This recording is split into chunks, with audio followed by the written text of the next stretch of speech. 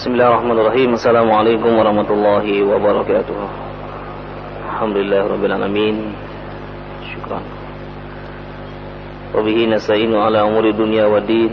Wassalatu wassalamu ala asyrafil anbiya'i wal mursalin nabiyina Muhammadin wa ala alihi washabihi ajmain. Amma ba'd. Allahumma bika amsayna wa bika asbahna wa bika nahya wa bika namut wa ilaikal masir. Amsayna ala fitratil Islam wa kalimatil ikhlas wa dari nabiyina Muhammadin sallallahu alaihi wasallam wa ala millati abina Ibrahim hanifan wa ma kana minal musyrikin. Ikhwatal iman rahimani wa rahmatullah, jamaah salat maghrib yang dirahmati Allah Subhanahu wa taala. Kaum muslimin dan muslimat, pendengar setia suara mujahidin, suara perak jaya dimanapun Anda berada, rahimani wa rahmatullah. Alhamdulillah, pada malam hari ini kita bersyukur kepada Allah Subhanahu wa taala masih dikarunia iman, Islam, demikian juga kesehatan, sehingga kita dapat melaksanakan kewajiban kita sholat maghrib secara berjamaah.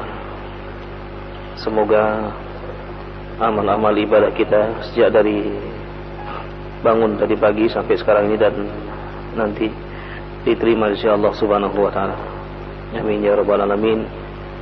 Dan kita doakan semoga saudara-saudara kita yang sampai saat sekarang ini belum sadar, kemudian belum melaksanakan sholat maghrib, semoga Allah Subhanahu wa taala memberikan hidayah kepada mereka agar mereka cepat untuk melaksanakan kewajiban-kewajibannya.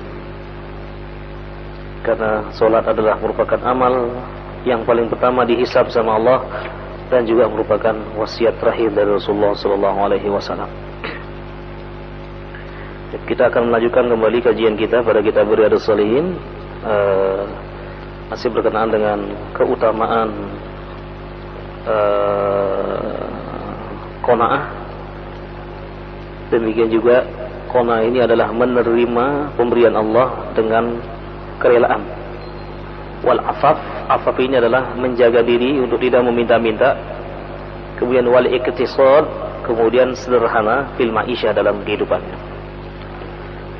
Wa an Abi Hurairah radhiyallahu anhu, hadis ini diriwayatkan oleh Abu Hurairah radhiyallahu anhu warḍahu, qala, beliau berkata, qala Rasulullah sallallahu alaihi wasallam, Rasulullah sallallahu alaihi wasallam bersabda, man sa'alan nasa takaththuran fa innama yas'alu jamran falyastaqilla aw liyastakthir.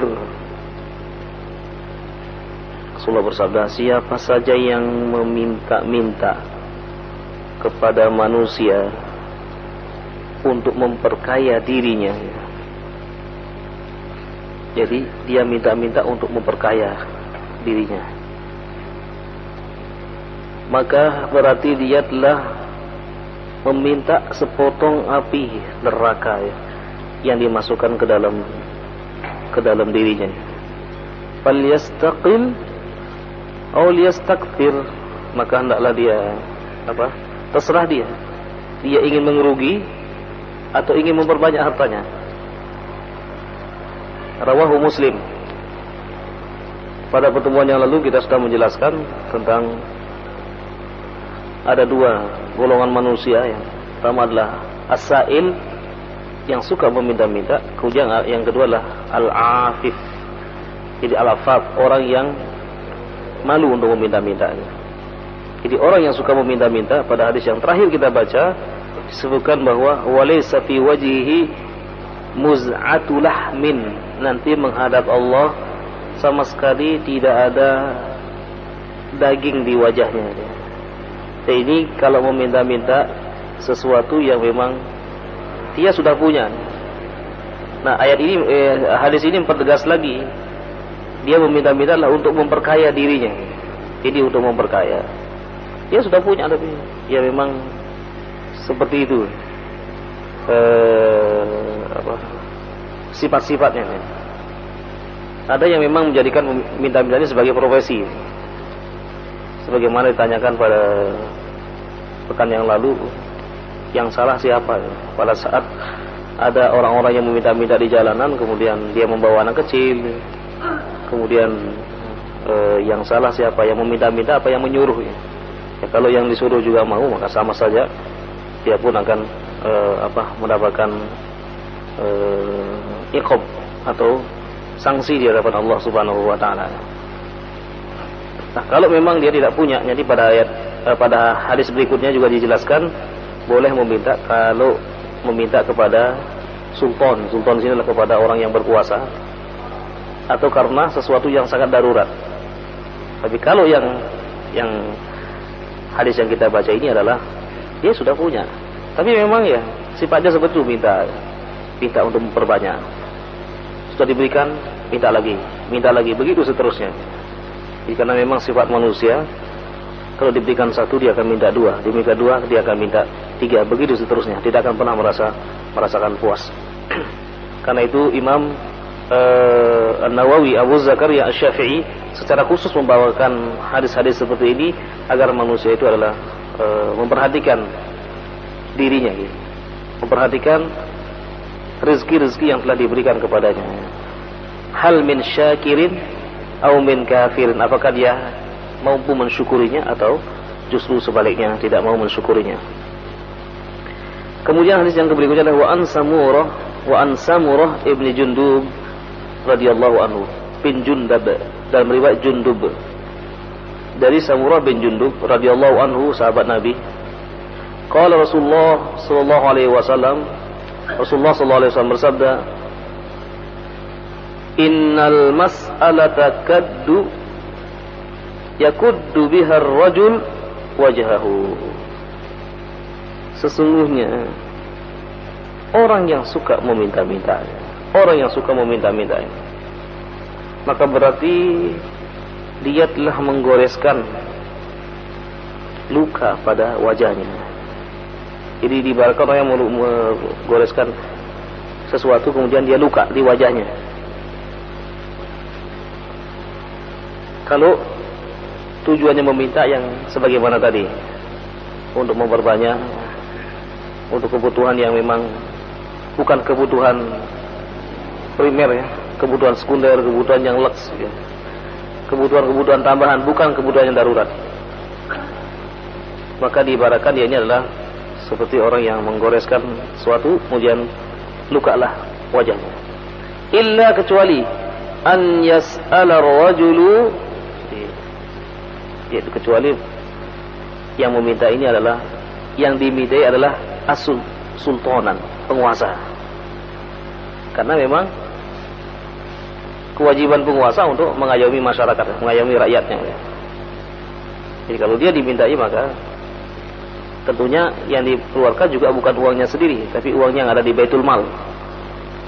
Jarang ada uang di Baitul Mal. Jadi sehingga ini boleh dia meminta pada sultan. Au fi amrin la budda minhu, atau dia meminta sesuatu yang memang sangat darurat sekali.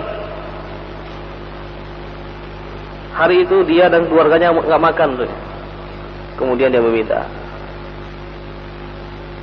Dan ini juga mungkin ada kadang-kadang orang yang seperti itu, yang mungkin belum pernah kita jumpai, kemudian dia juga meminta tidak banyak, ya sekedar untuk makan dia, keluarganya.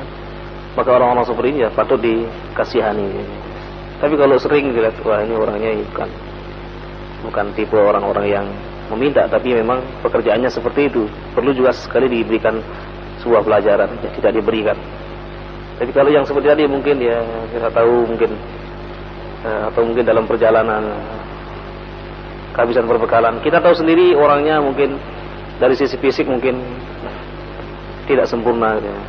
Jadi orang-orang seperti ini adalah patut juga dikasihani, karena siapa tahu ini adalah merupakan sebuah ujian bagi kita, ujian yang Allah Subhanahu wa taala kirim, entah itu lewat manusia ataupun lewat malaikat. Sebagaimana hadis yang di awal-awal kita baca dulu, ada 3 orang yang diuji oleh Allah Subhanahu wa taala, yang tadinya mereka adalah miskin semua, kemudian diuji dengan tidak punya rambut, kemudian kulitnya cacar, ya. Ada juga yang buta, ya. Ternyata setelah Allah Subhanahu wa taala berikan rezeki kepada mereka semuanya, ternyata yang lulus ujian adalah yang buta tadi, yang mengatakan silakan ambil apa yang kalian inginkan, karena dulu adalah Saya juga tidak punya, tapi karena Allah Subhanahu wa taala memberikan sesuatu kepada saya, kemudian saya punya banyak, silakan Anda manfaatkan. Wallahu taala alam. Hadis ini diriwayatkan oleh Imam At-Tirmidzi. Beliau mengatakan wa qala hadisun hasanun sahih. Hadis ini hasan sahih berdasarkan takhrij yang disyarahkan oleh Muhammad bin Shalih Al-Utsaimin. Baik, ikhwatal iman rahimani wa rahimakumullah.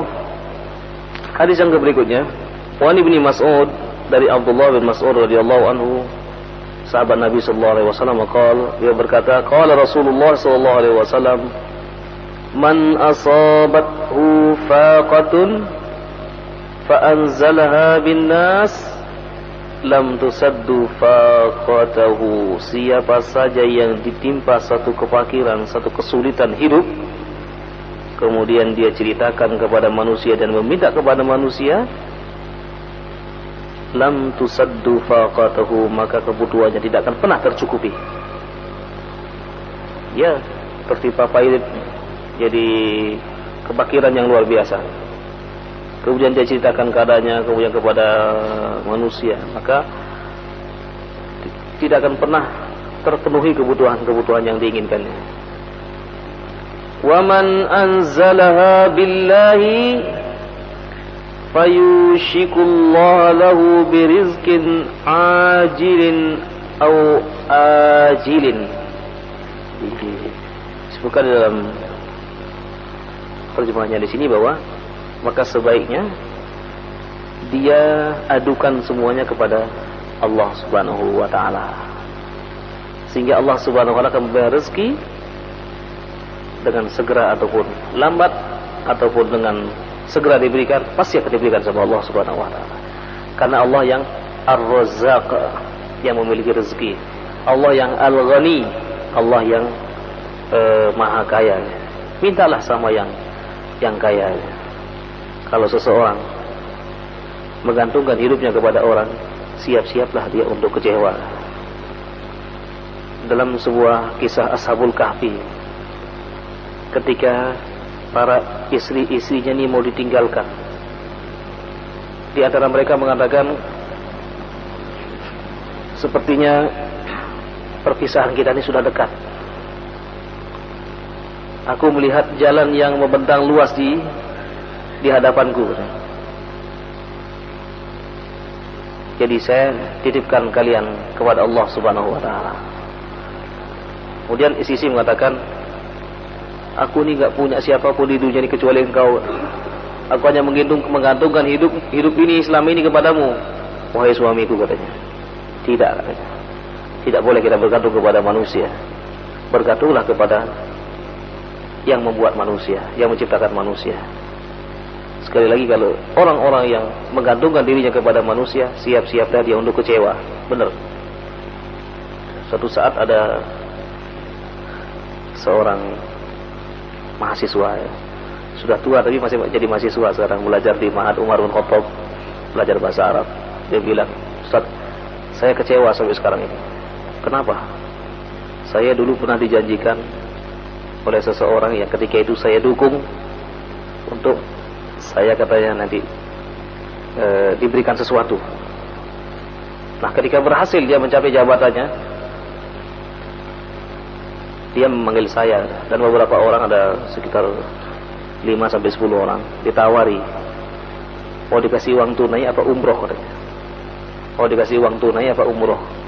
Mereka sepakat semuanya umroh, katanya. Kemudian setelah itu sang pejabat ini menyuruh mereka untuk membuat paspor. Sudah dibikin paspor, sudah. Mereka sudah senang bikin paspor. Dia mengatakan, sampai saya ini hutang, Ustaz, gitu. Memang tidak cukup untuk kehidupannya, tapi karena ditawari untuk melaksanakan ibadah umroh, ya sudah, saya berhutang dulu untuk bikin paspor. Setelah jadi paspornya ditunggu sebulan, 2 bulan, tidak dihubung-hubungi. Sudah hampir 6 bulan juga tidak ada.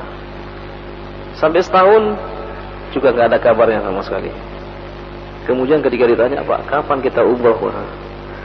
Malah sang pejabat ini marah, dia. Kamu tuh minta umroh dia. Lah, kita kan sudah bikin paspor lah. Ya tolong dong doakan saya, kan sekarang saya masih bekerja katanya. Nah sampai sekarang sudah hampir 5 tahun dia, jadi paspornya sudah mati gitu. Saya kecewa sekarang. Karena itu nggak usah terlalu percaya dengan janji-janji, apalagi janji kayak begitu gitu ya. Ketika belum jadi, rajin ngundang orang baca ayat kursi gitu. Semuanya baca ayat kursi. Ketika sudah jadi, dapat kursi, ayatnya hilang gitu. Tinggal kursinya aja gitu. Dilupakan semua gitu. Gak usah, saya katakan gak usah kita menggantungkan kepada siapapun, kepada Allah Subhanahu wa taala. Kalau kita menggantungkan kepada manusia, kita akan kecewa terus. Ingat kecewa. Ketemu kecewa gitu terus. Mas, gantungkan hidup kepada Allah Subhanahu wa taala. Allah lah yang akan berikan rezeki. Allah Maha Kaya, diminta sama Allah. Wa idza sa'alaka ibadi anni fa inni qarib ujibu da'watad da'i idza da'ani falyastajibu li wal yu'minu bi la'allahum yarshudun, kata Allah. Jadi ya Muhammad, apabila ada orang yang bertanya kepadamu tentang aku, katakan aku ini dekat. Aku ini memenuhi permohonan orang-orang memohon kepadaku, dengan syarat dia beriman kepadaku dan juga memenuhi semua perintah-perintahku. Selesai. Jadi enak kalau kita menggantungkan diri kita kepada Allah, enak. Jadi jangan sampai kita ini menggantungkan kepada orang, khususnya ada ibu-ibu mungkin yang hadir di rumah ya. Yang sama sekali menggantungkan segala-galanya kepada suami atau siapapun sebagai wasilah saja ya. Kan juga tidak lama ya. Jadi kalau sudah ditinggalkan, dia akan menjadi orang yang lemah nanti. Tapi kalau dia bergantung kepada Allah Subhanahu wa taala, sebagaimana Siti Hajar dengan Ismail yang ditinggalkan di daerah yang min ghairi zi zar'in inda baitikal muharram biwadin, di sebuah lembah yang tidak ada sama sekali tumbuh-tumbuhannya. Hajar mengatakan, kenapa kau tinggalkan aku di sini? Nabi Ibrahim diam aja. Apakah ini merupakan perintah Allah? Apakah ini yang perintah Allah? Nabi Ibrahim hanya menengok, mengangguk saja, tidak berikan iya, mengangguk saja. Kemudian Siti Hajar mengatakan, idan la yudayyi'ani Allah. Kalau begitu Allah tidak akan pernah menyia-nyiakan aku. 2 orang, bayangkan, 2 orang saja tinggal di daerah yang tandus, nggak ada siapapun. Apakah nggak khawatir kalau ada macan, ada singa, ada macam-macam? Nah, karena dia sudah tawakal kepada Allah Subhanahu wa taala, enggak ada artinya macan itu. Allah lebih besar. Lebih baik mohon sama yang punya macan. Mohon sama yang punya binatang buas. Kalau Allah berkehendak, semua akan menjadi baik semua. Karena ketawakalan Nabi Siti Hajar inilah Allah Subhanahu wa taala abadikan dengan munculnya mata air ya, yang munculnya mata air yang sampai saat sekarang bisa dinikmati, itu air Zamzam. Dia ditinggalkan di sana. Nabi Ibrahim pergi ke Mekah hanya 4 kali saja. Yang pertama mengantar Siti Hajar sama anaknya. Kemudian yang kedua, pada saat Nabi Ismail sudah mulai ya lucu-lucunya lah gitu ya, sudah bisa diajak komunikasi, tapi sangat luar biasa. Dia tidak pernah mengenal orang tuanya adalah seorang nabi. Tapi ketika orang tuanya mengatakan, saya ini melihat engkau di dalam mimpi, kemudian saya menyembelihmu, bagaimana pendapatmu? Ini berita. Kata Ismail, al-matu masatajidu insyaallah minas sabirin. Laksanakan saja apa yang kau lihat di situ. Padahal ini bukan berita ya, isyarat, khobar, berita ya. Tapi karena kesolehan Nabi Ismail dari didikan ibunya ya, jadi ibunya ini Siti Hajar bisa mentransfer semua kebaikan-kebaikan Nabi Ibrahim, baik ilmunya maupun sifat-sifatnya, jadi akhlaknya. Itu yang kedua, beliau datang. Yang ketiga, beliau datang cuman mengatakan kepada istrinya Ismail, nanti kalau Ismail datang, tolong suruh ngerubah pintu rumahnya, daun pintunya. Ketika itu dia nggak ketemu. Katakan sama Ismail, daun pintunya tolong diganti. Nabi Ibrahim balik lagi. Ya mungkin ke Syam karena kan keluarganya tinggal di Syam. Siti Sarah yang melahirkan Ishak tinggal di sana. Kemudian Ismail datang. Dia makan, tadi ada orang yang kesini. Saya nggak mengenalnya, tiba-tiba dia bilang begini. Daun pintumu sudah ngerubah katanya. Bagaimana ciri-cirinya? Oh, ciri-cirinya seperti ini. Sebutkan. Oh, itu orang tua saya, Ibrahim. Ini yang ketiga beliau datang. Yang keempat datang lagi. Apa kata Nabi Ibrahim? Nabi Ibrahim juga nggak bertemu dengan Ismail, tidak bertemu lagi. Dia hanya bertemu dengan istrinya. Dia mengatakan, katakan kepada Ismail, jangan diganti daun pintunya katanya. Cuma urusan daun pintu aja gitu. Yang pertama ganti daun pintunya, yang kedua jangan diganti. Jadi Nabi Ismail sudah memahami bahwa yang pertama maksudnya adalah ceraikan istrimu, karena tidak memenuhi kriteria Nabi Ibrahim. Yang kedua, jangan diganti daun pintunya gitu, karena dia sudah memenuhi kriterianya. Ini keluarga-keluarga yang sangat luar biasa i'timadnya dia. Tawakalnya kepada Allah Subhanahu wa taala. Dia tidak menggantungkan kepada siapapun.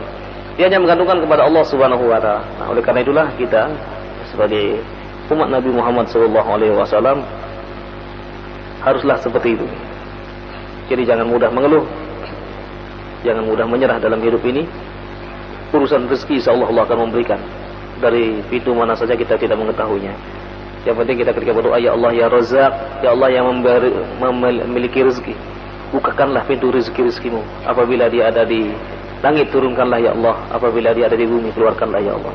Ya Allah yang maha ghani, ya Allah yang maha kaya, kayakanlah kami. Jadi Allah sendiri mengatakan berdoalah.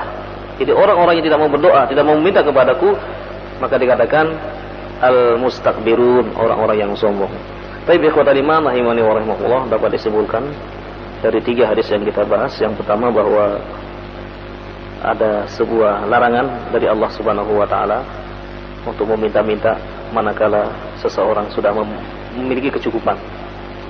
Meminta-mintanya adalah untuk memperbanyak harta. Kemudian yang kedua, jadi sungguh sangatlah terhina orang-orang yang meminta ini nanti akan menghadap Allah Subhanahu wa taala tidak memiliki daging di wajahnya.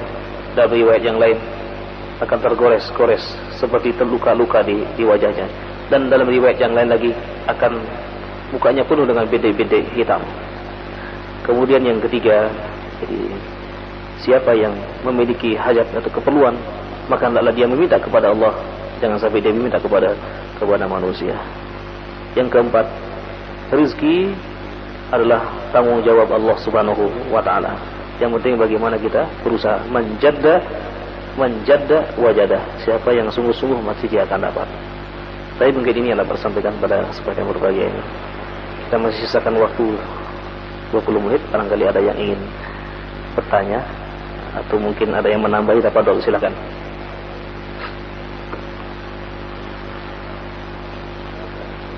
Silakan.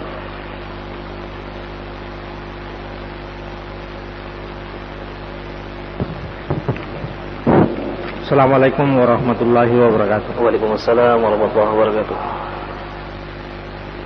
Ini saya tertarik sedikit Ustaz mengenai mengganti daun pintu dengan mempertahankan daun pintu. Okay. Itu kan bahasa isyarat dari Nabi Ibrahim kepada anaknya Ismail. Bagaimana Ustaz hukumnya kalau orang tua kita menyuruh menceraikan istri, sedangkan kita tidak ada permasalahan antara kita dengan istri kita. Bahkan kalau bisa dikategorikan kita dalam keadaan aman-aman lah. Iya. Tapi karena perintah seperti tadi yang diungkap Ustaz itu dari Nabi Ibrahim ke Nabi Ismail, bagaimana hukumnya Ustaz? Baik. Nabi Ibrahim adalah seorang nabi. Jadi kapasitasnya sangat jauh dengan masyarakat atau manusia biasa. Sebagaimana dulu Nabi keturunan Nabi Ibrahim kan ada Nabi Yakub. Nabi Yakub ini pada saat kehilangan Yusuf, beliau ini sampai buta, menangis sampai buta. Dia mengatakan, ashku bakti wa huzni ila Allah. Saya hanya mengadukan kesedihan saya ini, kegelisahan saya ini kepada Allah Subhanahu wa taala. Saya mengetahui apa yang terjadi pada Yusuf. Kalian tidak mengetahui. Pengetahuan ini dari Allah Subhanahu wa taala. Dan saya sangat yakin Yusuf itu masih ada. Nah, ini Nabi ya. Nabi Ibrahim alaihissalam, kakeknya Nabi Yusuf. Jadi tentunya sudah memiliki basirah, pengetahuan yang sangat luar biasa berdasarkan wahyu dari Allah Subhanahu wa taala ya. Kemudian sehingga dia ketika melihat saja dia sudah mengetahui bahwa wah ini enggak benar. Nah, bagaimana dengan orang tua kita misalnya? Tiba-tiba dia bilang, "Sudah, ceraikan aja istrimu," katanya. Apakah ini juga kita turuti ya? Ya kalau kita tidak ada masalah ya mungkin saja dia ada masalah sedikit mungkin ya, ketidakcocokan. Nah, kalau ketidakcocokan ini bisa diselesaikan dengan komunikasi insyaallah. Jadi kita bisa bertanya kepada orang tua kita, kenapa? Kalau dulu kan Nabi Ismail gak sempat tanya itu, karena memang tidak ada telepon ya, dan juga nggak pernah ketemu loh. Kenapa? Saya kan cinta sama dia, kenapa kalau disuruh menceraikan? Tapi karena Ismail ini mengetahui bahwa orang tuanya inilah seorang utusan Allah dia, ya sudah dia mengatakan sami'na wa ata'na. Kalau sekarang kan kita perlu bertanya dulu kenapa? Kenapa kok disuruh menceraikan? Dia begini, karena saya melihat dalam mimpi nggak bisa dijadikan sebagai satu landasan hukum. Kadang mimpi itu adalah kadang benar, kadang juga tidak. Kadang juga angan-angan tidur. Jadi ya ketika orang tua kita mengatakan seperti itu ya kita mesti bertanya, ada apa? Kalau sekiranya baik-baik saja ya untuk apa kita menceraikan ya? Jadi kita pertahankan dan tinggal kita lah yang mengkomunikasikan dengan orang tua. Barangkali ibu atau bapak mungkin pernah merasa tersinggung dengan istri saya ya. Mungkin gini ya kita lah yang menjelaskan. Dan kadang-kadang kalau pernikahan mungkin yang beda suku mungkin ya, itu kadang-kadang kan dari sisi adat mungkin beda, lain ladang, lain belalang, lain lubuk, lain pula ikannya. Oleh karena itulah pandai-pandailah ya kita ini menjelaskan kepada mertua kita, kepada keluarga kita bahwa sesungguhnya ya isi saya seperti ini ya. Jadi tidak harus misalnya oh iya tak ceraikan ya. Tiba-tiba besok loh kenapa saya diceraikan karena masalah ini karena perintahnya orang tua saya. Wah nggak bisa ya. Kita nggak bisa mengkiaskan diri kita kepada Nabi Ibrahim alaihissalam. Mana beliau ada seorang nabi. Baik. Yang lain, yang dekat yang sampingnya. Tanya tuh dekat-dekat sini. Silakan Pak. Bismillahirrahmanirrahim. Assalamualaikum warahmatullahi wabarakatuh. Waalaikumsalam warahmatullahi wabarakatuh. Kita sudah sama-sama paham namanya mayat. Bagaimana mayat ini dimandikan dulu, habis mandi wudu, baru kapani, baru masuk kendaraan, baru juga di masjid misalnya atau di rumah sendiri. Kemudian kita bawa ke tempat istirahat yang terakhir adalah kuburan. Lalu dibenahi sebaik-baiknya kuburannya ini. Ada pun juga saya lihat dikasih kembang di atasnya baru disiram air. Memang ada juga satu manusia bertanya sama Nabi pada waktu tadi, tahu saya terangkan itu. Ini saja doa mana yang paling mujarab atau abdol. Satu pemimpin doa di atas kuburan itu berdoa bersama untuk mendoakan mayat tersebut dalam kuburan. Kemudian doa pada keluarganya mayat tersebut di antara siapa yang paling abdol. Apakah doa bersama kita, apakah doanya kepada keluarganya sendiri. Assalamualaikum warahmatullahi wabarakatuh. Terima kasih banyak, mohon penjelasan. Assalamualaikum warahmatullahi wabarakatuh. Jadi yang pertama setelah kita menguburkan mayat, maka di sini hendaklah ya, tidak begitu kita langsung pergi gitu ya. Karena Rasulullah SAW setelah menguburkan mayat, beliau memberikan tausiah sejenak tentang azab kubur ya. Kemudian beliau mengatakan istaghfiru li akhikum, mohonkan ampun kepada saudaramu fa innahu yus'al.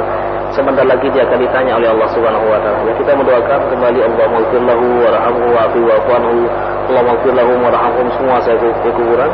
Kemudian asallahu lahu at-tabat, Ya Allah, aku mohon kepadamu supaya ditetapkan hatinya supaya bisa menjawab pertanyaan. Jadi ada doa-doa yang yang dipanjatkan pada saat kita sudah selesai menguburkan.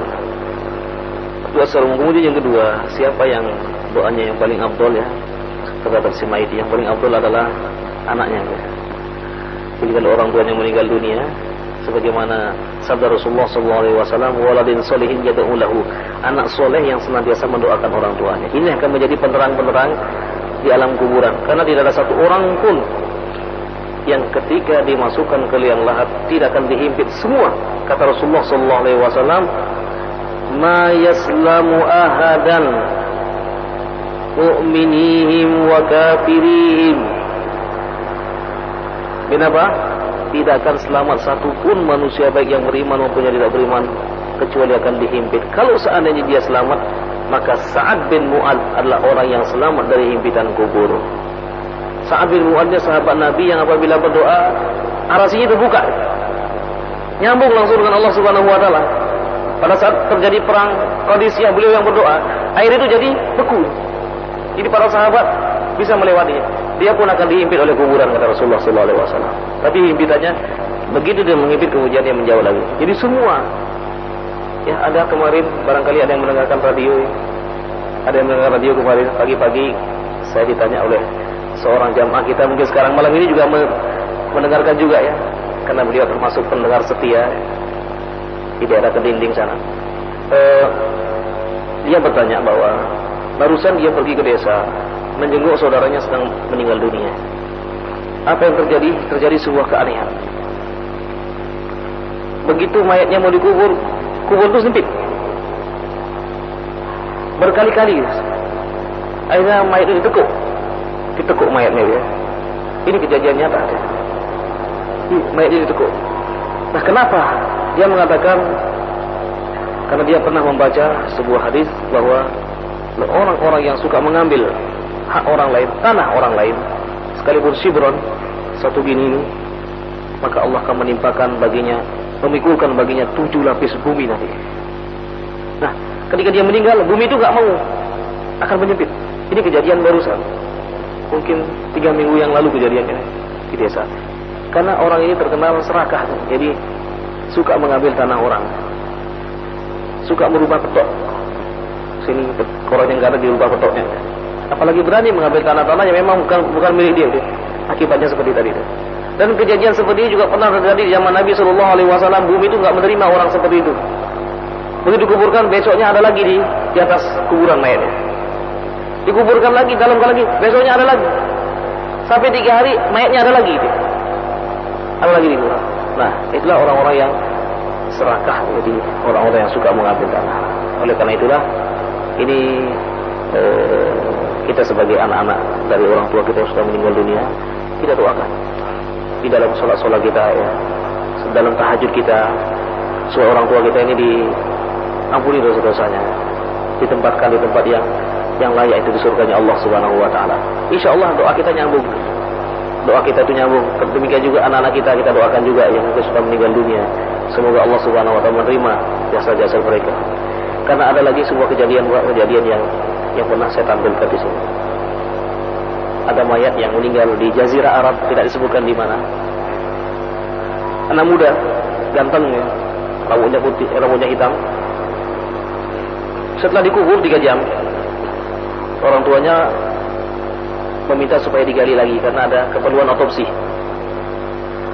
Begitu mayatnya digali, mayatnya bercucuran darah, mulutnya balik ya, matanya itu, kepalanya pecah, hancur, rambutnya putih semua. Itu dalam waktu 3 jam. Mungkin suatu saat kita perlihatkan di sini nanti. Kita perlihatkan di sini biar kita sama-sama melihat. Jadi orang ini selama hidupnya adalah selalu berbuat jelek.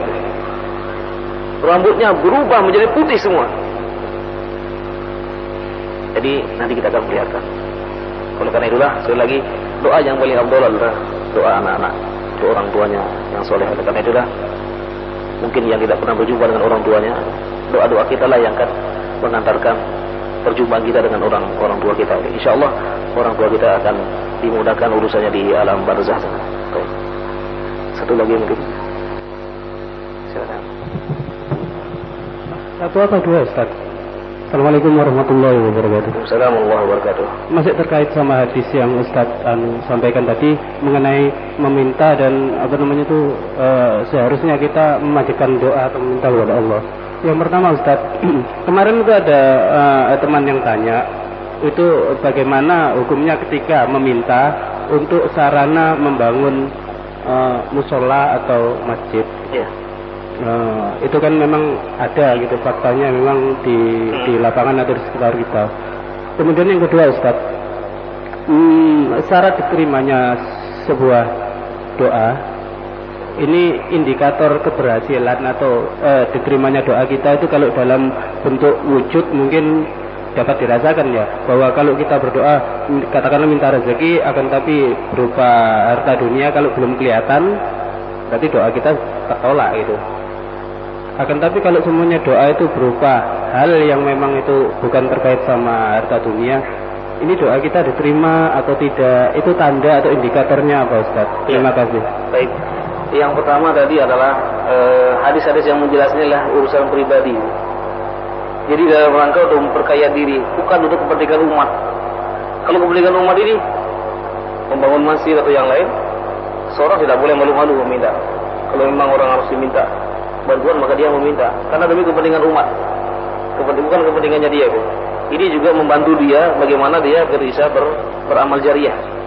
Karena dengan dia membantu maka selama masih itu dipakai, sekolah itu dipakai, insya Allah pahalanya akan mengalir terus.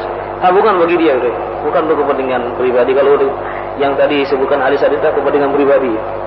Jadi ini adalah kepentingan umat, yaitu pembangunan masjid, pembangunan yang lain dengan syarat dia jujur kalau dia. Dengan syarat dia adalah jujur menyampaikan begitu sampai dia sampaikan kepada orang. Insya Allah pahalanya akan mengalir terus. Itu sebagai amal jariah dia. Karena banyak orang-orang yang memang kadang-kadang tidak mengetahui ya. Terus saya nggak mengetahui ada pembangunan, tapi ketika diberikan proposal atau yang lain, kemudian dia langsung. Ini nggak apa-apa yang seperti itu. Jadi khususnya lagi adalah pada saat datang bulan suci Ramadan. Wah ini kita harus memperbanyak amal-amal kebajikan kita karena apa? Dilipat gandakan oleh Allah Subhanahu Wa Taala. Khususnya adalah urusan bagaimana kita memberikan makan orang yang sedang berbuka puasa. Satu orang kita memberikan nilainya sama dengan satu kali puasa gitu. Jadi kalau banyak orang setiap hari kita berikan banyak, luar biasa sekali dia. Itu bentuknya yang memang secara langsung, tapi bentuknya yang seperti amal jariah, pembangunan masjid, atau pembangunan panti, pembangunan fasilitas yang untuk kemaslahatan umat. Ini adalah tidak mengapa kalau kita memang meminta kepada orang-orang yang punya. Karena inilah kita menolong dia untuk beramal jariah. Kemudian yang kedua, jadi bagaimana indikator keberhasilan doa itu ya? Yang pertama, syarat-syarat doa diterima adalah ada dari pribadi seorang. Ya, pribadi maksud di sini adalah bagaimana amaliyah kesehariannya. Demikian juga terkait dengan makanan-makanan yang makan, halal atau tidak. Kemudian yang kedua adalah amaliyah sehari-harinya, apakah betul-betul sesuai dengan perintah Allah ataupun tidak sesuai ya. Kemudian yang kedua adalah hablum minallah, jadi hubungannya dengan Allah itu bagaimana. Kemudian yang ketiga adalah hablum minan nasnya. Kalau ini semuanya sudah baik, kelas dia harus yakin doanya insya Allah diterima oleh Allah Subhanahu Wa Taala. Disebutkan dalam sebuah hadis, Innallaha hayyun karimun yastahi min 'abdihi idza rafa'a yadayhi an yaruddahu sifran. Allah itu Maha Pemalu. Allah itu Maha Mulia, malu kepada hamba-hambanya ketika dia berdoa mengangkat kedua tangannya untuk dikembalikan dalam keadaan kosong. Jadi kita yakin sekali bahwa doa-doa kita ditengar oleh Allah Subhanahu Wa Taala. Entah kapan diijabahkan, kalaupun diijabah itu sebagai sebuah doa nilainya ibadah insya Allah Subhanahu Wa Taala. Baik. Jadi kalau bagaimana indikator keberhasilan kita sudah mengetahui bahwa Allah Taala alam, yakin saja sudah. Tapi karena sudah habis waktunya dan dua diberi isyarat, kita tutup dengan doa kafaratul majlis. Subhanakallahumma wa bihamdika, asyhadu an la ilaha illa anta, astaghfiruka wa atubu ilaik. Wa sallallahu ala nabiyyina Muhammadin wa ala alihi wa sahbihi ajma'in. Assalamualaikum warahmatullahi wabarakatuh.